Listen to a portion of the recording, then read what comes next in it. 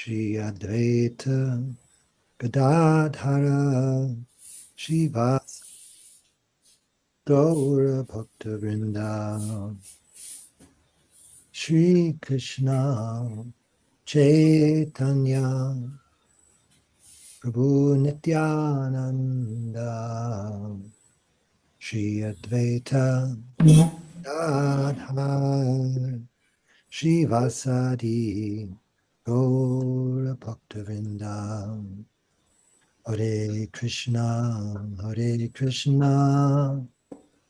Krishna Krishna Hare Hare Hare Rama Rama Rama Hare Hare Hare Krishna Krishna Krishna Hare Hare Hare Rama Rama Rama Hare Hare Hare Krishna Krishna Krishna Hare Hare Hare Rama Rama Rama Hare Hare Hare Krishna Krishna Krishna Hare Hare Hare Rama Rama Rama Hare Hare Hare Krishna Krishna Krishna Hare Hare Hare Rama Rama Rama Hare Hare Hare Krishna Krishna Krishna Hare Hare Hare Rama Rama Rama Hare Hare Jai Om Vishnupad Paramahamsa Paribrajacharya Ashtotara Sata Shri Srimad A.C. Bhaktivedanta Swami Prabhupada Ki Jai Ananta Koti Vaishnava Brinda Ki Jai Namacharya Haridas Thakur Ki Jai Prem Se Kaho Shri Krishna Chaitanya Prabhu Nityananda Shri Advaita Gadadhar Shivasadi Gaur Bhaktivinoda Ki Jai Shri Radha Krishna Gopa Gopinath Shama Kund Radha Kund Giri Govardhan Ki Jai Vrindavan Dham Ki Jai Navadvip Dham Ki Jai Ganga Mayi Ki Jai Jamuna Mayi Ki Jai Bhakti Devi Ki Jai Tulsi Devi Ki Jai Samaveta Bhakta Vrinda Ki Jai. All glories to the assembled devotees. All glories to the assembled devotees. All glories to the assembled devotees. Gaur Premanande Hari Hari Bol. So thank you for being with us, Maharaj, and thank you everyone for joining us for Caitanya-caritamrta reading with His Holiness Jayādvaita Swami and friends. It is Thursday, December 21st, 2023, and we are reading tonight in the 7th chapter of the Adi Leela. Chaitanya Mahaprabhu is addressing the Mayavadi sannyasis of Benares, and that's where we are at. Om Namo Bhagavate Vasudevaya. Om Namo Bhagavate Vasudevaya. Om Namo Bhagavate Vasudevaya. So I have to open up that window here. Chapter 7. Brahma Pramada Vipralipsa Karanapatava Ishvarera Vakyina Hi Dosha Esaba. The material defects of mistakes illusions, cheating, and sensory inefficiency do not exist in the words of the Supreme Personality of Godhead. Purport. A mistake is the acceptance of an object to be different from what it is, or the acceptance of false knowledge. For example, one may see a rope in the dark and think it to be a serpent, or one may see a glittering oyster shell and think it to be gold. These are mistakes. Similarly, an illusion is a misunderstanding that arises from inattention while hearing. And cheating is the transmission of such defective knowledge to others.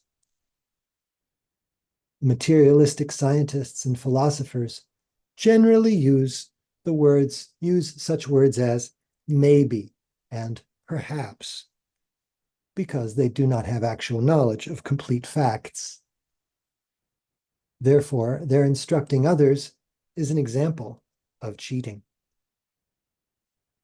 The final defect of the materialistic person is his inefficient senses. Although our eyes, for example, have the power to see, they cannot see that which is situated at a distance, nor can they see the eyelid, which is the object nearest to the eye. To our untrained eyes, the sun appears to be just like a plate. And to the eyes of one who is suffering from jaundice, everything appears to be yellow. Therefore, we cannot rely on the knowledge acquired through such imperfect eyes. The ears are equally imperfect. We cannot hear a sound vibrated a long distance away unless we put a telephone to our ear. Similarly, if we analyze all our senses in this way, we will find them all to be imperfect. Therefore, it is useless to acquire knowledge through the senses. The Vedic process is to hear from authority. In the Bhagavad Gita 4:2, the Lord says, Evang parampara praptam imam rajarshayo viduhu. The supreme science was thus received through the chain of disciplic succession. And the saintly kings understood it in that way. We have to hear not from a telephone, but from an authorized person, for it is he who has real knowledge. Om Jnana Timirandasya Jnananjana Shalakaya Chakshur Ulmiltam Yena Tasmai Shri Gurave Namaha Shri Chaitanya Manopistang Stapitam Yena Bhutale Svayam Rupa Kada Mahyam Dadati Svapadantikam Vandehang Shri Guru Shri Yutaparakamalam Shri Gurun Vaishnavams Cha Shri Rupam Sagrajatam Sahagana Raghunathan Vitam Tam Sajivam Sadvaitam Savadhutam Parijana Sahitam Krishna Chaitanya Devam Shri Radha Krishna Padan Sahagana Lalita Shri Vishakhan Vitams Cha Hey Krishna Karuna Sindho Dina Bandho Jagatpate Gopesha Gopika Kanta Radha Kanta Namostute Tapta Kanchana Gaurangi Radhe Brindavaneshwari Vrishabhanu Sute Devi Pranamami Hari Priye Vanchakalpatarubhyascha Kripa Sindhubhya Evacha Patitanam Pavanebhyo Vaishnavebhyo Namo Namaha Shri Krishna Chaitanya Prabhu Nityananda Shri Advaita Gadadhar Shri Vasadi Gaur Bhaktavrinda Hare Krishna Krishna Krishna Hare Hare Hare Rama Rama Rama, Hare Hare. So in the previous verse, Chaitanya Mahaprabhu is beginning to speak to the Mayavadi sannyasis of Benares. He says, Vedanta philosophy consists of words spoken by the Supreme Personality of Godhead, Narayan, in the form of Vyasadeva. So he's in his arguments, in his speech, he's taking it all the way back to the origin of the Vedas. And in today's verse, he goes on to say that none of these mistakes, material defects, are present in the words of the Supreme Personality of Godhead, because he is perfect. Brahma pramada vipralipsa karana patava. I have my view set so I can't see synonyms right now, so I want to get to see that. Yes, Brahma is mistake. Pramada is illusion, sometimes translated as madness. Vipralipsa, cheating purposes. Karana apatava, inefficiency of the material senses. A lot of times we hear the material senses described as imperfect. And here, not only in the twice in the purport, but also in the word for word, Prabhupada chooses inefficiency as the descriptive term for the material senses. And then Ishvarera Vakye Nahi Dosha Esaba. None of those faults exist in the Supreme Lord. And then it's a very helpful verse, I thought, and purport for really sorting out what those what the deficiencies of the material senses are, and pointing out what those four defects are. And Prabhupada gives examples of each one. Mistake, you mistake a rope for a snake. Okay, it's a mistake. Seems like there's also an element of imperfect senses there, because if it's dark, you see something that looks like something else, so that inefficient senses also contribute to that mistake. But the mistake is to take something that is one thing for something that it's not. So that's going beyond, that's like misinterpreting sensory data. Then the illusion, he says, is a misunderstanding that arises from inattention while hearing. I thought that was very significant, because so much of what we hear, we're inattentive to, and we make mistakes based on our inattention. I'm sorry, I didn't hear you. Could you repeat what you just said? And sometimes, even if they repeat what you just said, such conversations sometimes take place between husbands and wives. You weren't listening to me. Well, you're right. Or maybe there's and sometimes the inattentiveness that causes us to improperly hear something and cause a misunderstanding. Sometimes that inattentiveness is caused by the fact that we are so strongly holding on to a concept or an idea or what we think is a fact that is contradicted by what we're hearing. We can't even hear it. I was hearing a lecture today. Ravinda Swarup Prabhu is giving his faith and knowledge seminar in Radhadesh, and he was saying that why is it that so many of the most learned philosophers this world has produced throughout hundreds and thousands of years missed this very simple yet very crucial point of consciousness, that without consciousness, our senses have no ability to even have any experience at all. And he was saying that that's because that consciousness was outside their paradigm. And if something exists outside your way of looking at the world, it can be right in front of your face and you just won't see it. That's how difficult it is to change mindsets.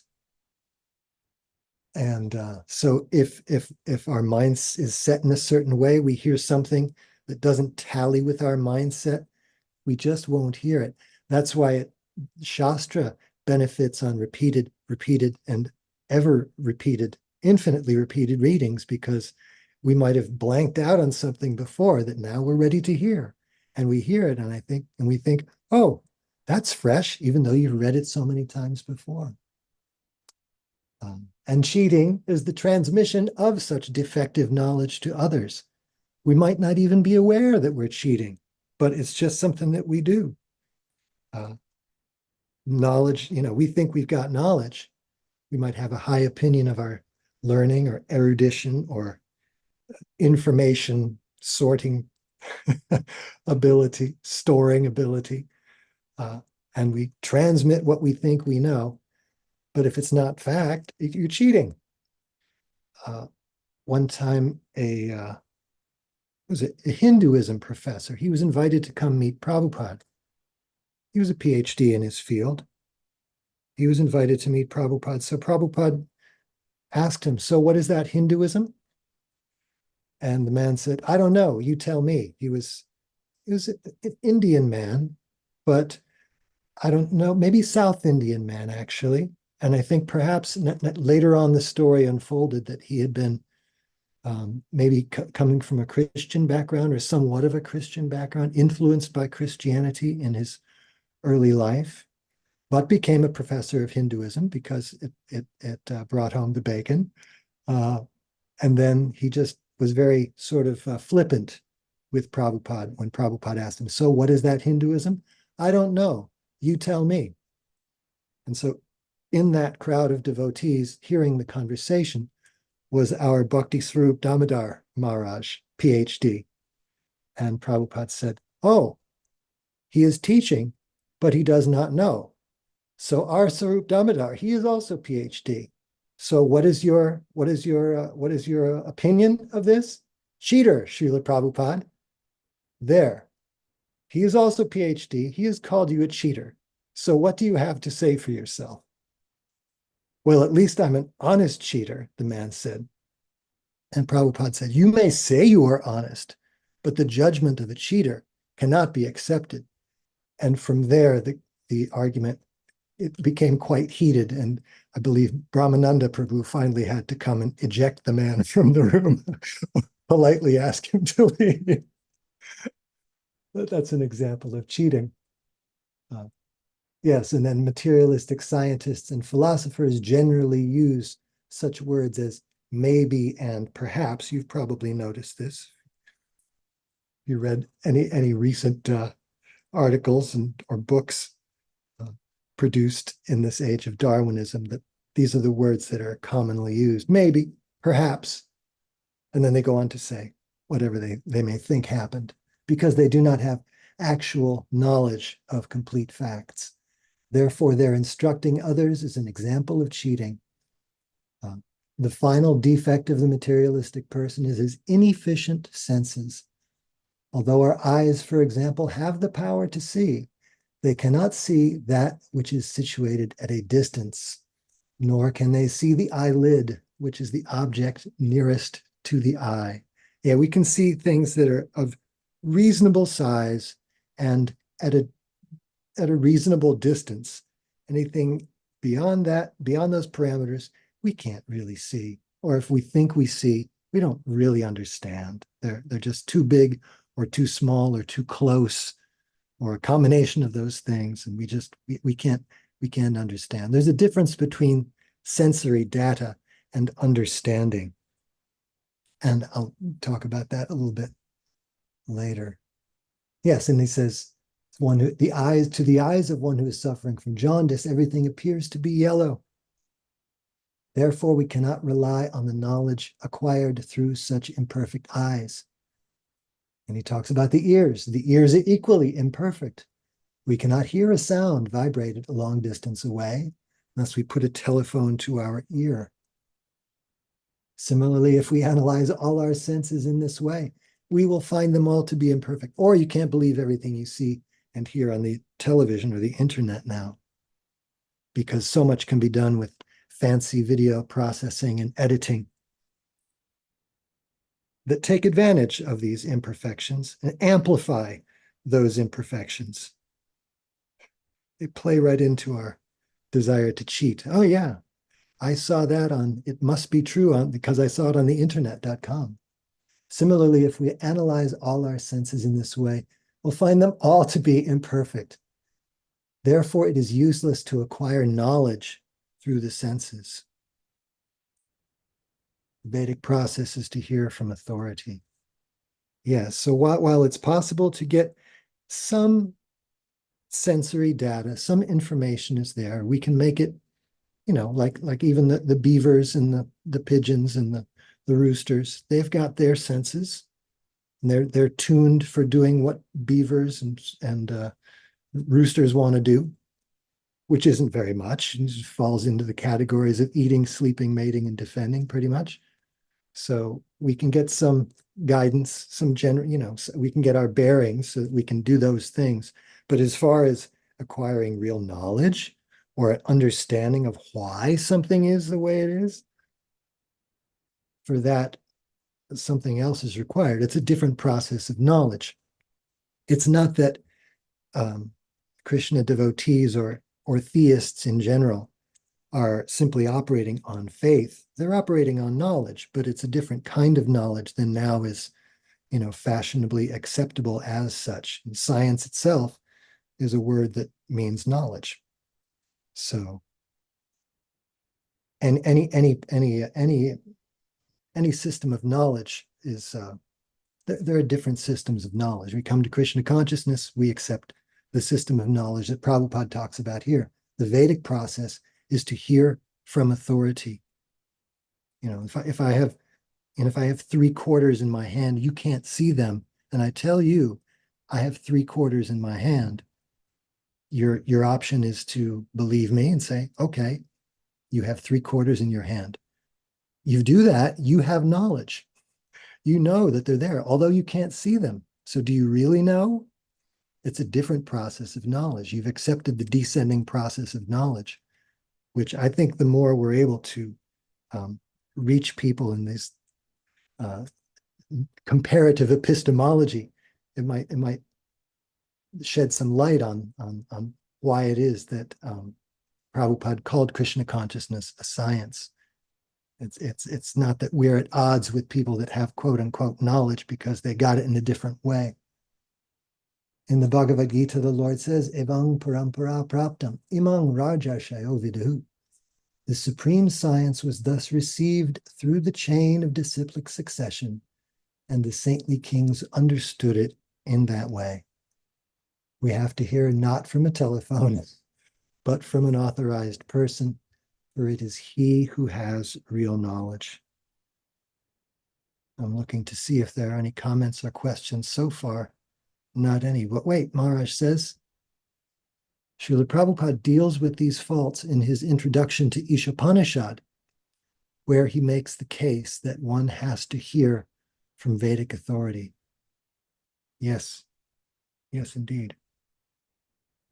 Hare Krishna.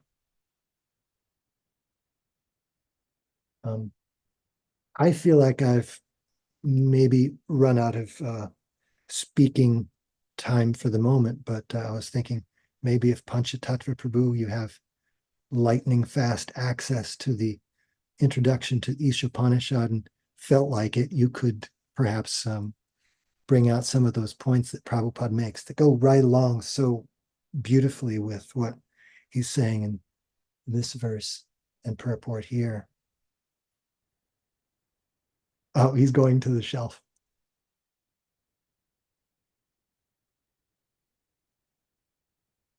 Thank you, Panchatattva Prabhu. Maharaj says, so quaint. He's going to the shelf to take a book off it, a printed book made of paper and ink. Thank you. And thank you, Maharaj.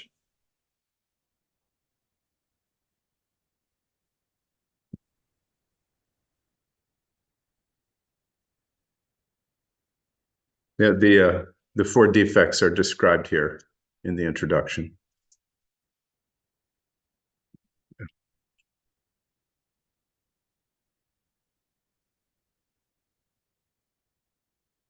And then the authority of the Vedas is given. A description of the 3 kinds of evidence and how Vedic knowledge is called Shabda Praman.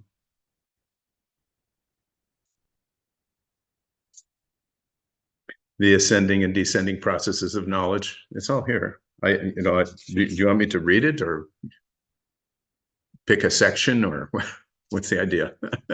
Oh, I was just thinking if something looks like it resonates strongly, and it's not, you don't have to read the whole thing because I know that the whole introduction is on this very topic. So Well, even well, one sample might be nice because it's this a different this presentation. this is nice. The Vedas are not compilations of human knowledge. The Vedas are not compilations of human knowledge. Vedic knowledge comes from the spiritual world, from Lord Krishna. Another name for the Vedas is Shruti. Shruti refers to that knowledge which is acquired by hearing. It is not experimental knowledge. Shruti is considered to be like a mother. We take so much knowledge from our mother. For example, if you want to know who your father is, who can answer you? Your mother. If the mother says, here's your father, you have to accept it. It's not possible to experiment to find out whether he is your father. Similarly, if you want to know something beyond your experience, beyond your experimental knowledge, beyond the activities of the senses, then you have to accept the Vedas. There's no question of experimenting. It has already been experimented. It is already settled. The version of the mother, for instance, has to be accepted as truth. There is no other way. Some years back, I remember some,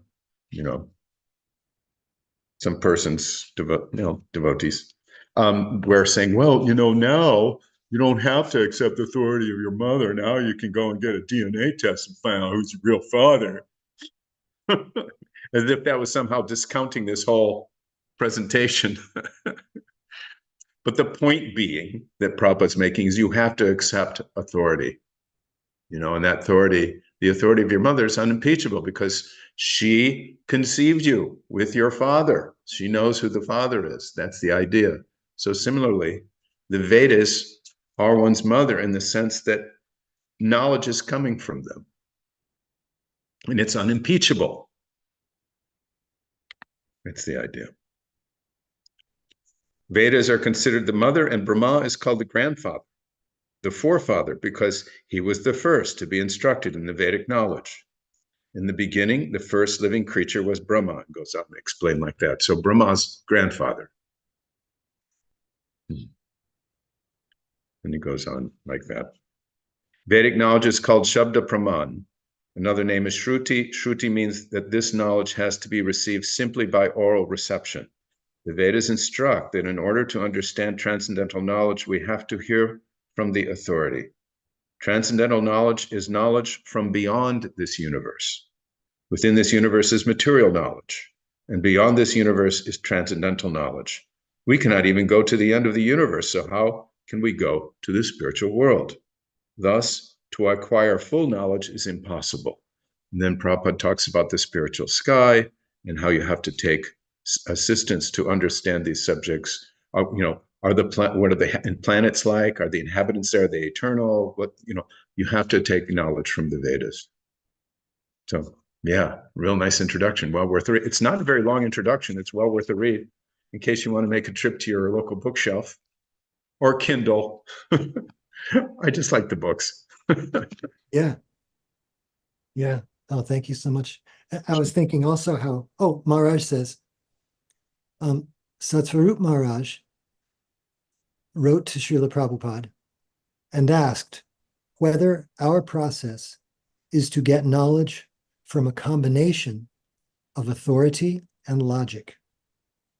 Srila Prabhupada said, no, authority.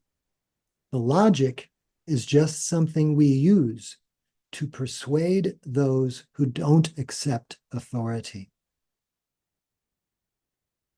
Thank you so much. Yes. Yes. Well, Murari Gupta Prabhu had sent me an excerpt from some writings by Srila Bhakti Siddhanta on the subject of Nyaya, or logic. And the verse we were reading in the Bhagavatam was saying that Nyaya, or logic, is a tool that is used to help us understand Vedanta Sutra. But we ultimately accept the authority of the Shastra itself. It's just that we need sometimes help in understanding it ourselves, and certainly to communicate it to someone who doesn't come from this knowledge tradition, from this descending process of knowledge tradition. And I was thinking too, I've heard from Sadhaputta Prabhu, Ravindra Swarup Prabhu, that even within the scientific community, they accept authority. It's not that everybody does these experiments that have these results and they have empirical knowledge. It's just maybe a few people that are actually doing the experiments and then reporting on them in scientific journals. And everybody else just picks up on that, and that becomes the party line. So they accept they have their parampara as well. But I was wondering, this seems to be such a strong argument in favor of accepting Krishna consciousness, that we have a different tradition of knowledge, a different process of knowledge. But I'm sure there are many ways that can be argued against.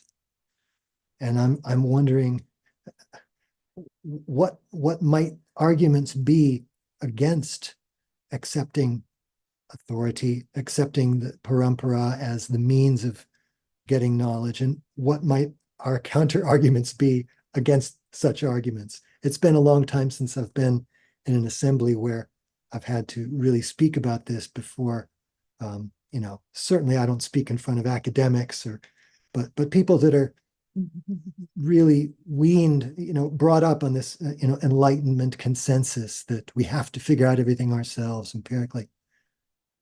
I think, oh yes. So Praveen Krishna Prabhu says the one argument is, finally, it's a man who wrote the Vedas. But that's not what the Vedas say. I don't know where that idea comes from, because certainly that's not the way Krishna presents it. It's not the way the Vedas themselves present it. It's Shruti, it's Apaurushaya. Krishna says that I'm the source of the Vedas. I mean, you can say anything, but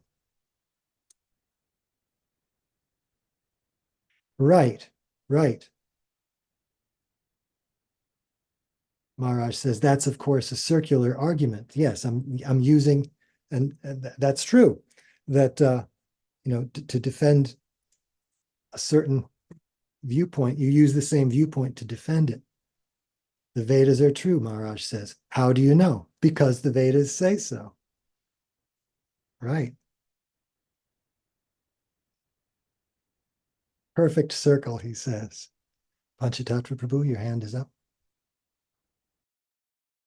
Well, I was thinking in terms of what you were saying earlier about scientists, how it's only this person or that person who makes a discovery, or so-called discovery, or finds out something new and novel and then publishes about it.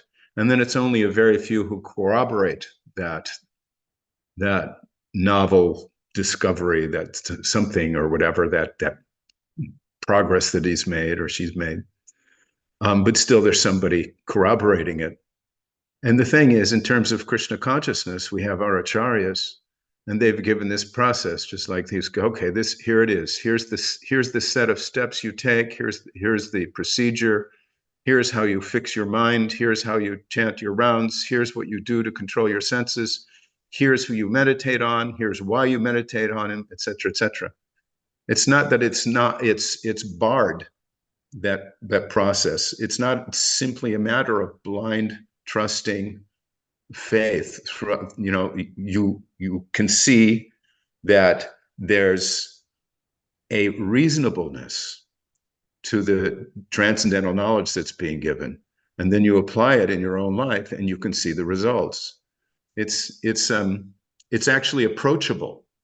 It doesn't remain beyond one's reach, as in the case of thousands and thousands of scientists who simply take and accept as a rule, oh, this person's done this is how he's done it, he's published the math, he's published the science, I accept. Yeah, it's egalitarian. It's a Krishna consciousness is an experiment you perform with yourself as the subject. And Maharaj goes on to say about the circular nature of a certain kind of argument. He says, therefore, Srila Prabhupada says that we accept Vedic knowledge axiomatically. And then the question is, why does someone accept one kind of knowledge and someone accept another kind of knowledge? And what that comes down to is the placement of faith or buddhi. You know, you have a determination that this sounds good to me. You have some interest, and that's where your faith lies, or where your buddhi is really. Maharaj says, Achintikalu ye bhava. What's inconceivable is by definition beyond our speculative power to understand. Yeah. Priyanka Mataji says, we cannot experience the joy of bhakti until we train our imperfect senses to see through the eyes of Vedic knowledge. Yes. And regarding speculative power, Maharaj says, we simply won't be able to get it that way. And I think of the way that Krishna advised Arjuna to get it. He said, Yatha gyas touch shrinu asangshayam samagram mam. Just hear from me, and then you'll know. So that takes faith. But any kind of knowledge requires faith in the beginning. If you don't know, you have to hear from someone who does. Because life is too short to do all the research on your own.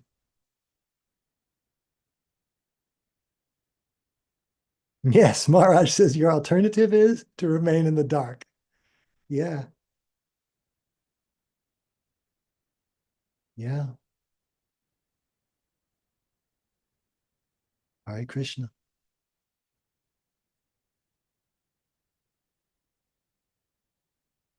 Maharaj goes on to say, even in mathematics, you start with some axiom.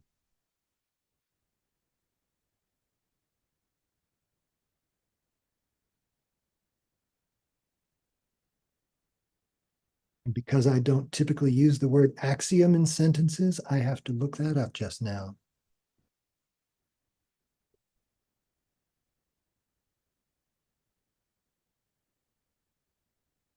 An axiom, my Merriam-Webster Apple Dictionary tells me, an axiom is a statement or proposition which is regarded as being established, accepted, or self-evidently true. The example is given, the axiom that supply equals demand. And Maharaj says, our axiom is that the Vedas are the right source of knowledge. Yeah.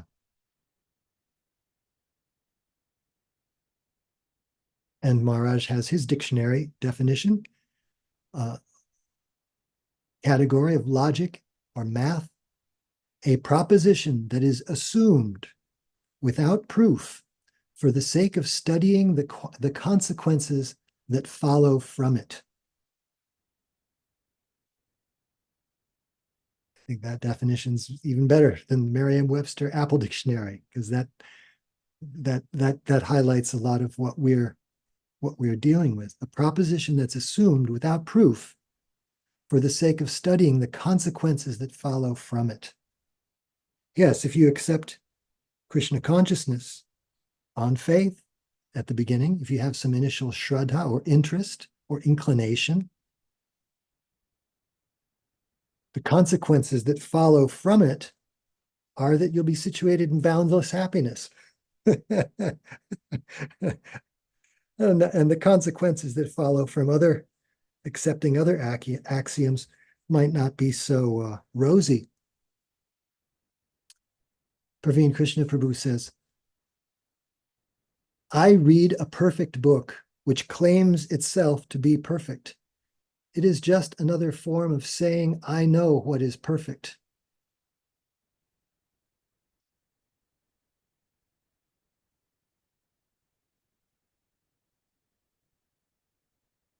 Maharaj says, yes, that is the circular argument.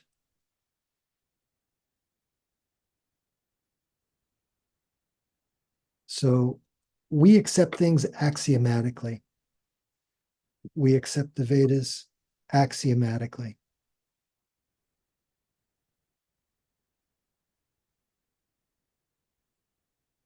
But there's an amount of logic and reason that goes into it. It's not blind.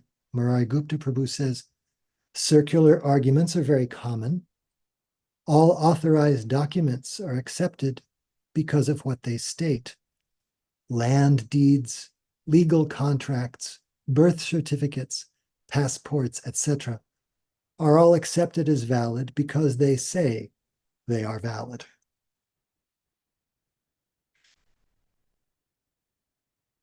That's why a lot of junk mail is effective. Important notice, open at once. It says it's an important notice. And Maharaj says, Srila Prabhupada's usual example, you have to accept the authority of your mother. Yes, something is beyond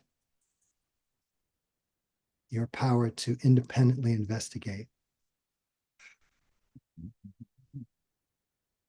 If you don't, you simply won't know, Maharaj says.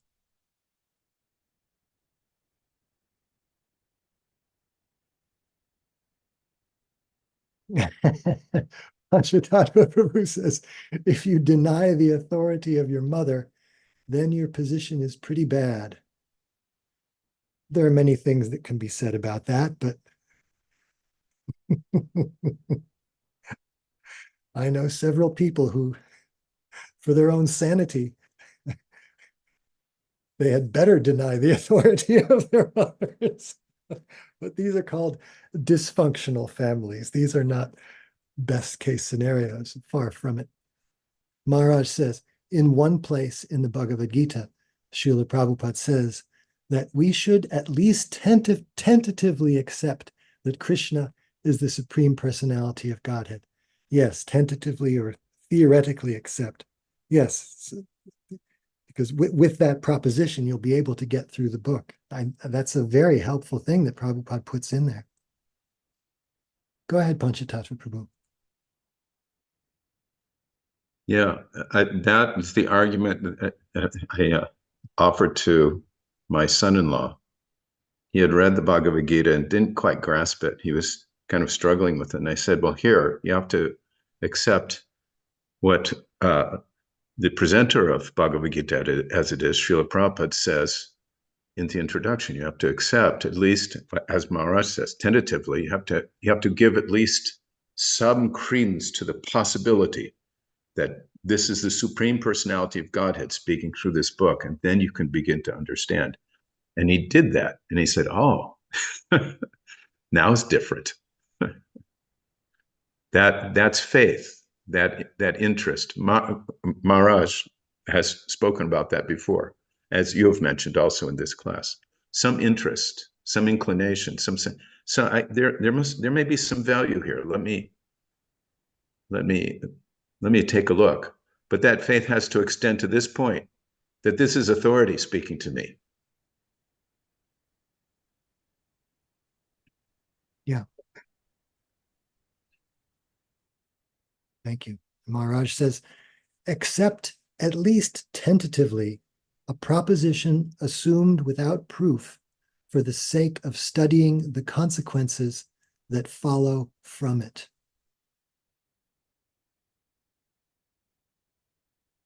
Yeah, and we say that if you accept at least tentatively the validity of Krishna consciousness, that you'll be happy.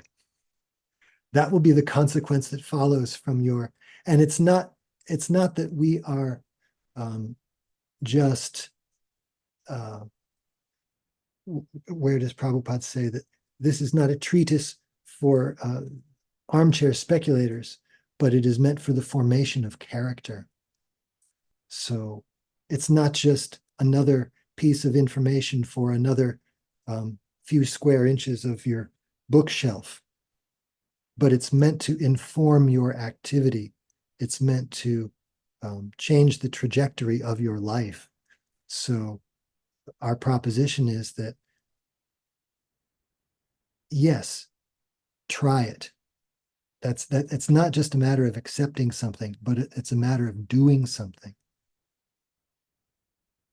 I was reading in the Lilamrita, one of the early feasts. I believe it was for the wedding, one of the first weddings that Srila Prabhupada had performed for maybe Mukunda and Janaki.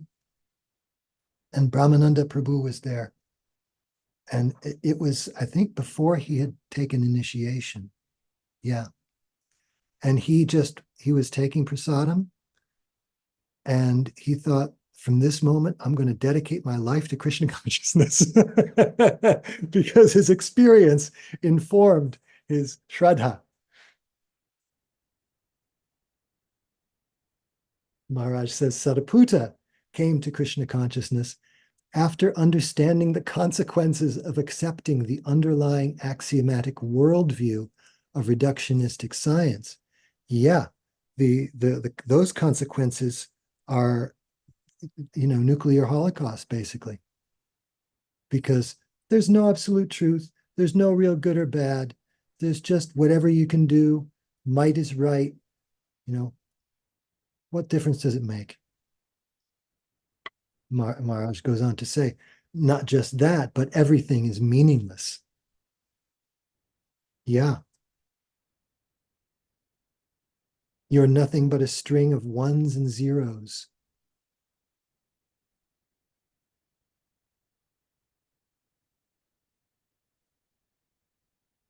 That's all there is.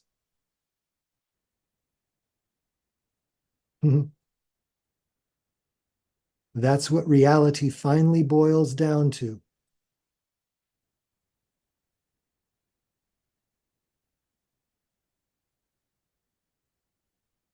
I was talking to my dentist about this very topic yesterday. Maharaj says that's where reductionistic science finally leads us.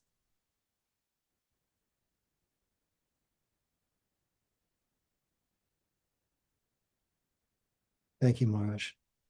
Murai Gupta Prabhu says, due to DNA testing, I say how your mother met your father has to be accepted on faith. Then if you want, you can do your DNA testing to confirm who your father is. Otherwise, without that start, all you are likely to find out is who isn't your father. Hare Krishna. Maharaj says, neti, neti. Yeah. Yeah.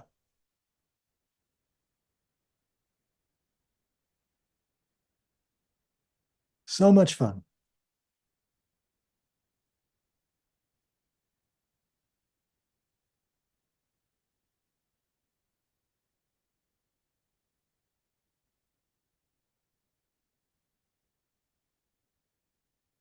So we've only spoken on one verse so far. I don't know how long the purport is on verse number 109, or if we think we have time to go there. Let's see.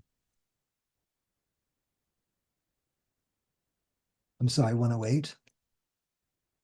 Another long purport with a very, very long list of every single one of the 108 Upanishads. I think let's wait till next week on that.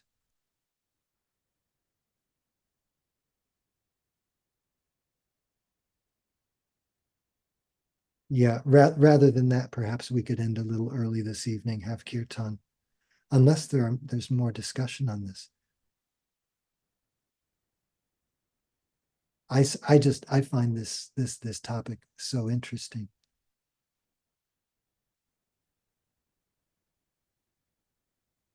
When Prabhupada said in the purport that therefore it is useless to acquire knowledge through the senses. When he said that, and this I'd have to see if he says it the same way in other places. But when he says that, it makes me think that there's a definition of knowledge that might be slightly different than our common understanding that it might be something deeper than just data or information, but knowledge, real knowledge. It seemed to me when I read that, it felt to me like he was talking about knowledge beyond the knowledge or information about the temporary matter or stuff or events that it's taking place in the material world. Like knowledge might include the why and not just the what, the where, the who, but a real complete definition of knowledge would include the why, and that kind of knowledge certainly cannot be perfectly attained through our inefficient senses. Maharaj says, digging down a little, the Goswamis accept that you can get knowledge through your senses, but it will be limited. Yes, by the nature, because the senses are limited and covered. That's yeah, absolutely. You can get knowledge, but yeah, just like you can have pleasure in the material world, but it'll be limited. You can have some knowledge, but it will be limited.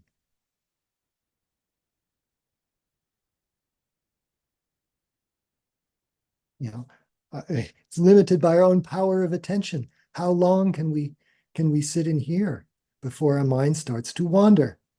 That limits your knowledge right there. Once your mind starts wandering, the knowledge stops and your wandering begins.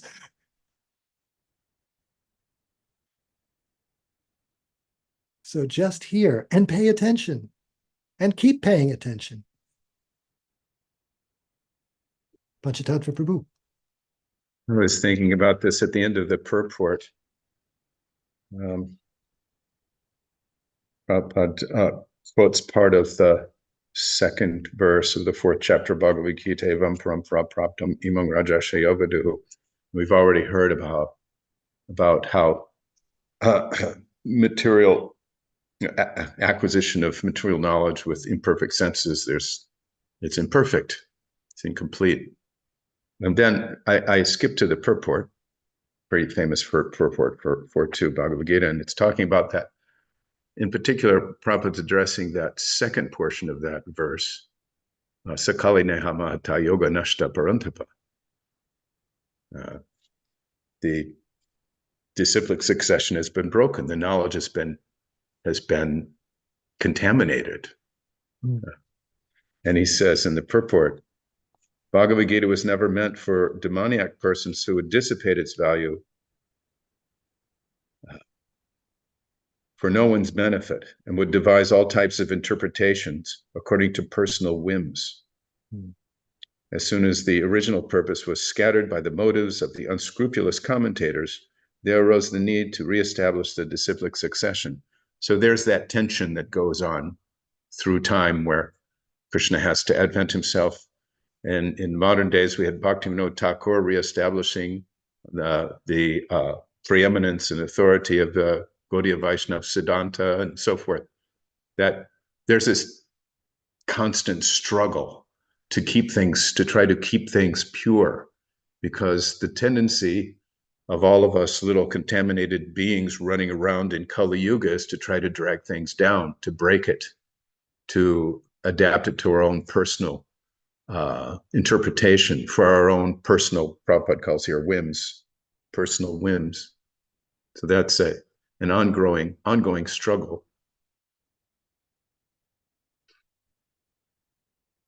And that's where the 4 defects come into full play when they get applied to a faulty presentation of what would otherwise be transcendental knowledge.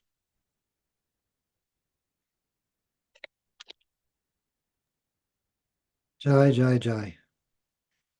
Thank you so much.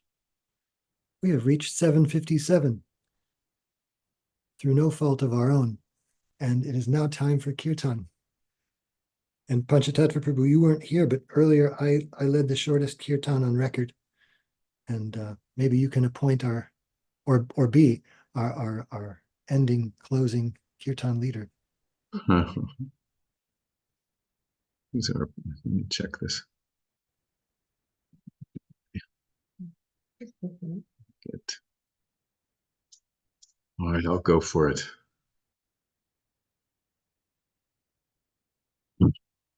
Hare Krishna, Hare Krishna, Krishna Krishna, Hare Hare, Hare Rama, Hare Rama, Rama Rama, Hare Hare, Hare Krishna, Hare Krishna, Krishna Krishna, Hare Hare, Hare Rama, Hare Rama, Rama Rama, Hare Hare, Hare Krishna, Hare Krishna, Krishna Krishna, Hare Hare, Hare Rama, Hare Rama, Rama Rama, Hare Hare,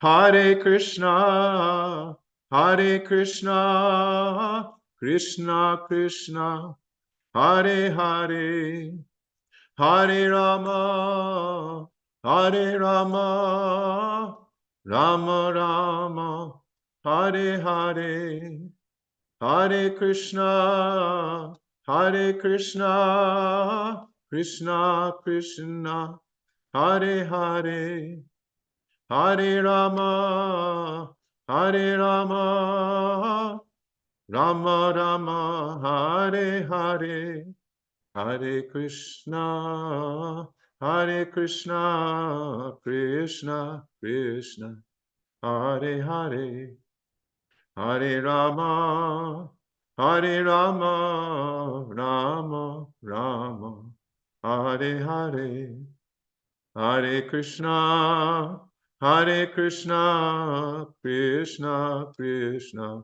Hare Hare, Hare Rama, Hare Rama, Rama Rama, Hare Hare, Hare Krishna, Hare Krishna, Krishna Krishna, Hare Hare, Hare Rama, Hare Rama, Rama Rama, Hare Hare, Hare Krishna, Hare Krishna, Krishna Krishna, Hare Hare, Hare Rama, Hare Rama, Rama Rama, Hare Hare, Hare Krishna, Hare Krishna, Krishna Krishna, Hare Hare, Hare Rama, Hare Rama, Rama Rama, Hare Hare, Hare Krishna, Hare Krishna, Krishna Krishna, Hare Hare, Hare Rama, Hare Rama, Rama Rama, Hare Hare. Jai Om Vishnupad Paramahansa Privrajacharya Astottara Satta Shri Srimad His Divine Grace Srila A.C. Bhaktivedanta Swami Prabhupada Ki Jai. Jai Om Vishnupad Paramahansa Privrajacharya Astottara Satta Shri Srimad His Divine Grace Srila Bhakti Siddhanta Saraswati Thakur Maharaj Ki Jai. Ananta Koti Vaishnava Vrinda Ki Jai. Namacharya Srila Haridas Thakur Ki Jai. Prem Se Gaho Shri Krishna Chaitanya Prabhu Nityananda Shri Advaita Gadadhar Srivasadi Gaura Bhakta Vrinda Ki Jai. Shri Shri Radha Krishna Gopa Gopinath Shamakund Radha Kund Giri Govardhan Ki Jai. Vrindavan Dham Ki Jai. Navadip Mayapur Dham Ki Jai. Jagannath Puri Dham Ki Jai. Ganga Mai Ki Jai. Jamuna Mai Ki Jai. Tulasi Devi Ki Jai. Bhakti Devi Ki Jai. Samaveta Bhakta Vrinda Ki Jai. All glories to the assembled devotees. All glories to the assembled devotees. All glories to the assembled devotees. Gora Premanande. Haribo. Thank you so much, Panchatattva Prabhu. Thank you, Akendra Prabhu. Thank you, Guru Maharaj. Jai, Jai, Jai.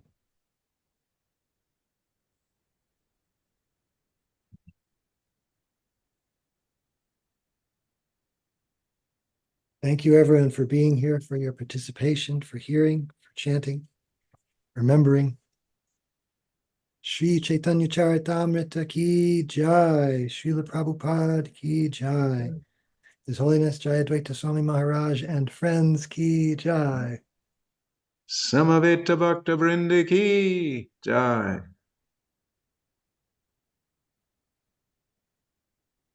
Hari Hari Bol. Hari Bol.